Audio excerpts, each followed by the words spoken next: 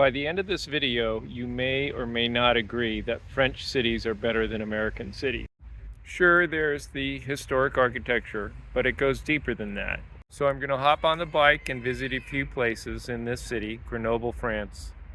Let's get right into it. So the first is retail. Lots of it, little independent types of retail. Little small, fine-grained stores, and of course restaurants and cafes in a human-scale environment. In other words, narrower streets, not a line of cars diagonally parked in front in a strip mall type of setting. Often in areas that are pedestrian only, but not a shopping center like we have in the US. Some of the same forces that are at work in the US are also at work here in France. And these are corrosive forces. For example, President Macron recently awarded Jeff Bezos France's highest honor. Anyway, that is rather bizarre considering that there's probably no greater threat to French retail than Jeff Bezos, and these little shops are really a huge part of what make French cities attractive to tourists and livable to residents.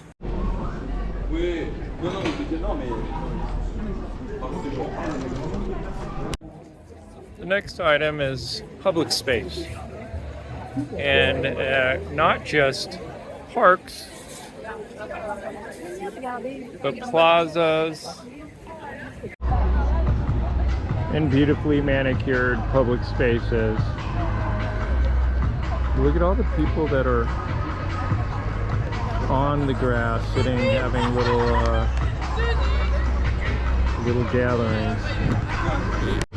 One of the things that just, was one of those low-key things that just really kept grabbing my attention in France was the number of benches in public areas, where it seems like in the US, particularly in California, benches have been all but eliminated because they become sort of congregation points for the less fortunate in society.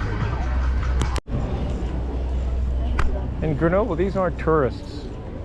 Grenoble is not a touristed city. These are actual residents using these spaces. The other thing I wanted to say about streets is, when people are walking in streets rather than driving in streets, it becomes a public space. People actually interact with each other, as opposed to when they're in cars. It's really just a conduit for private spaces. So again, yeah, US has parks and plazas, but and knows very well, most of the urban planners in the US try to emulate what Europe has, but has a long way to go. Another big difference between French cities, in fact European cities, and American cities is the non-dominance of the urban street grid in Europe. Every time I criticize the urban street grids in the US, I get criticism from friends and colleagues and people I don't even know who are big fans of the street grid. Street grid, of course, was developed by planners to create cities that were more easy to navigate, more efficient, had better traffic flow. But the cost is uniformity, and that uniformity can make a city less interesting. So instead of having a city that feels more organic and a city that you can explore, you end up with a city that's very predictable and after a short while boring, even mind-numbing. French cities, due to their lack of street grids, have an amazing surprise little spaces, are constantly changing in width and shape. And though, yes, 3 years living into Grenoble, I still get lost. I still don't have a good mental map of the city. And and the rest of my family is even more crippled in that regard. But at the same time, it stays interesting. I'm constantly exploring it, and there's just it keeps me stimulated. And there's just an amazing diversity of unique spaces. The next item is what I call fine-grained detail. I didn't make up the term, but the detail and the ornamentation in the buildings, the variation in the construction and architecture, the different periods that are represented. American cities tend to be dominated with minimalistic 20th century structures, especially in the western half of the country. And I think that the more detail-oriented architecture of the past mimics nature more, and as a result is more pleasing to the eye and to the mind.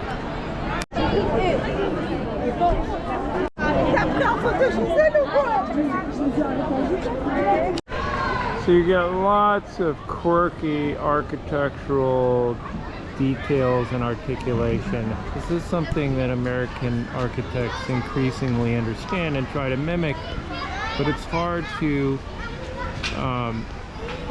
it's hard to equal something that's happened authentically and organically over time.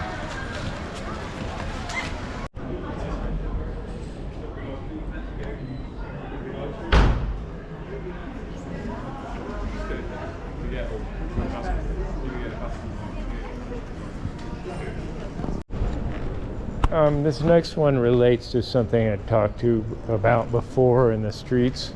So, just a lot fewer setbacks and a lot less space for cars.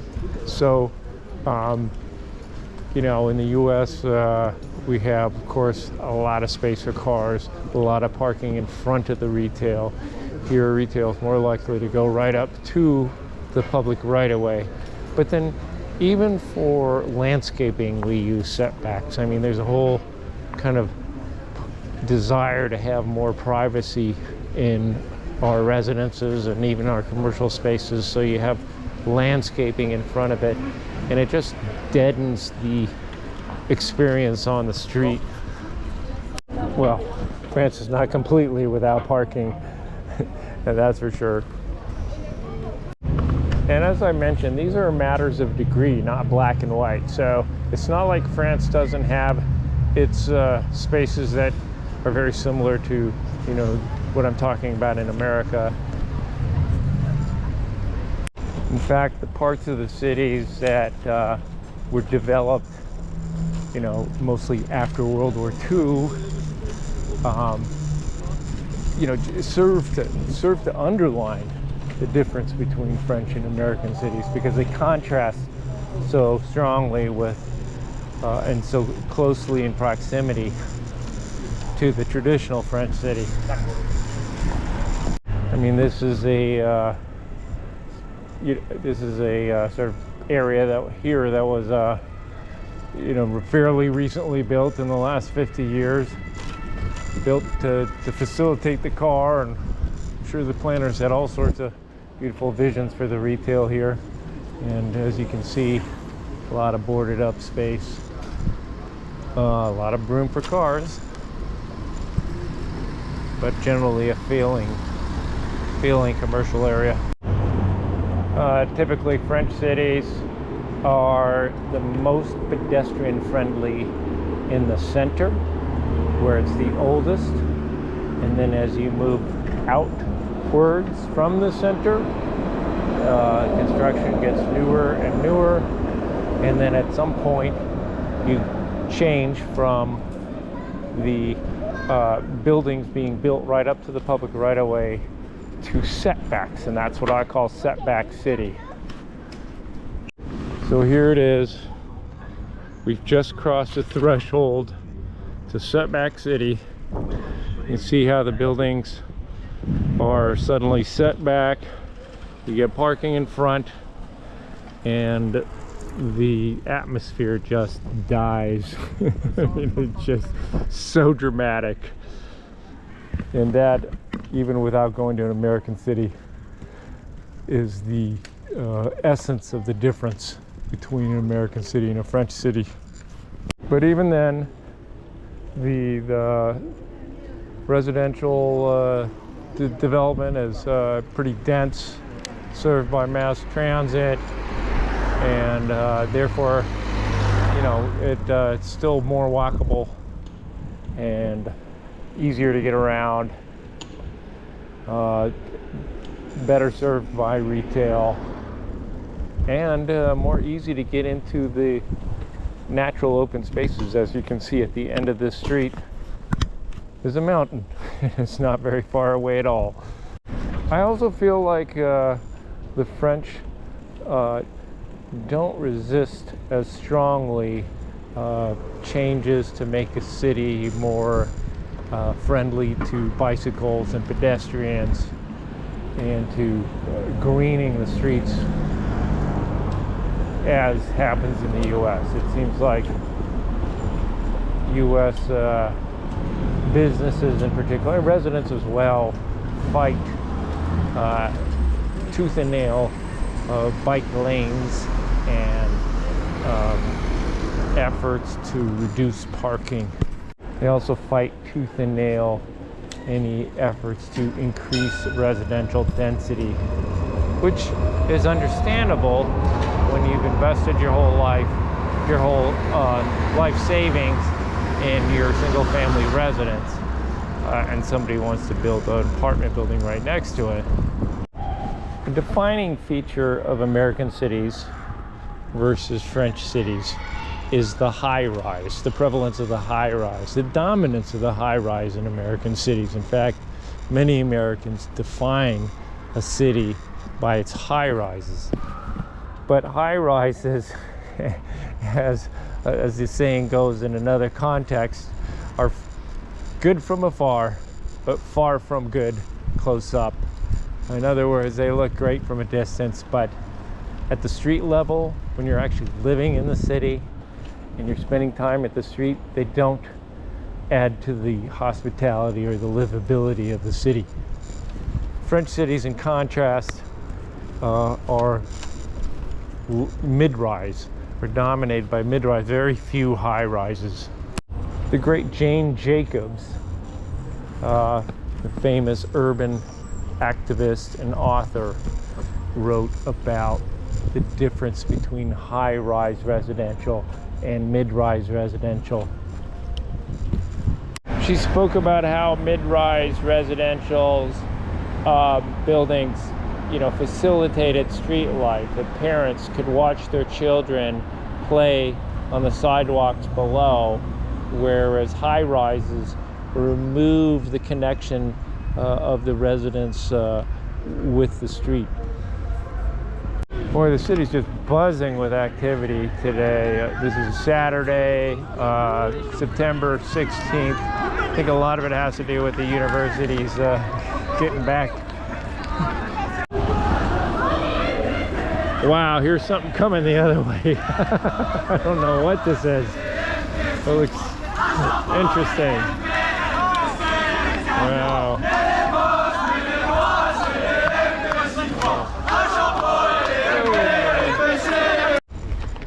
Another item which is related to some of the other things I mentioned is that French cities are more human scale. So what I mean by human scale is basically spaces in which a human being who is not in a car but on their feet feels comfortable in. It's really a combination of all the other things I talked about. Which leads to my final point, people.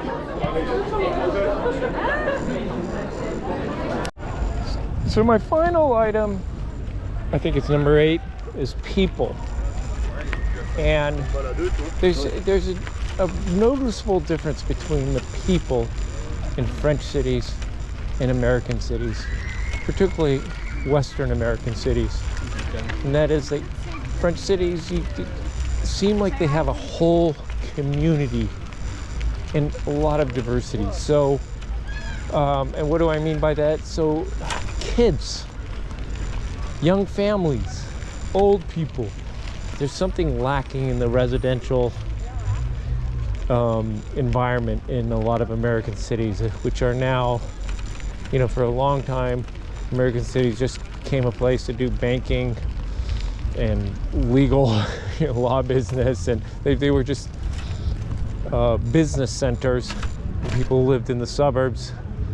And then as American cities have tried to redevelop and bring back residents, and that's been somewhat successful, but the type of residents that come in tend to be empty nesters or young professionals. There's a noticeable lack of families, a noticeable lack of income diversity, and a lack of facilities for families. In San Diego, seems to be geographically about downtown San Diego, geographically about the same size as Grenoble, I think. There's like 2 high schools, I think. Whereas in Grenoble, there's got to be somewhere between 10 and 20 high schools alone. I mean, here in the morning on a weekday, you see just a ton of parents with